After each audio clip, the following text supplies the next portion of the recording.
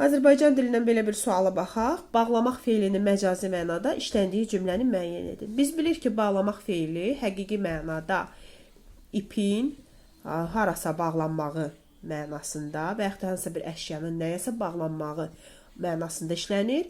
Məcazi mənada isə bel bağlamaq, inanmaq, güvənmək, arxalanmaq kimi mənasında işlənə bilər. Həmçinin də yəni birləşmək mənası da verə bilər məcazi mənada. İndi gəlin baxaq görək burada harda həqiqi mənada, harda məcazi mənadadır. A bəndinə baxaq. Onları tale bir-birinə bağladı. Söhbət taleyin bir-birinə bağlanmağından gedir. İnsanların bir-birinə bağlanmağından. Təbii ki, burada məcazi mənadır. Həqiqi mənada insan insana bağlana bilməz axı, elə deyilmi? Atı atın yanında bağlasan, həmrəng olmasa həm xasiyyət olar. İki atı təbii ki, boyunlardakı iplərindən dolayı yan-yana bir yerə, bir ağacın budağına bağlamaq olar. Ona görə də burada həqiqi mənadadır.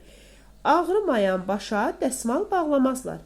Yenə burada başa dəsmal bağlamaqdan söhbət gedir. Yenə gözümüzlə görəcəyimiz bir hərəkət baş verir və məcazilik olmur. Nəhayət 4-cü D bəndində ad günü üçün gül dəstəsi bağlatdım.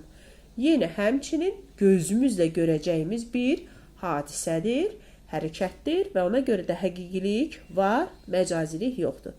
Burada nə qənaətə gəldik? Əgər biz hər hansı bir sözün gözümüzlə görəcəyimiz canlandıra biliriksə, bu həqiqi mənada olacaq.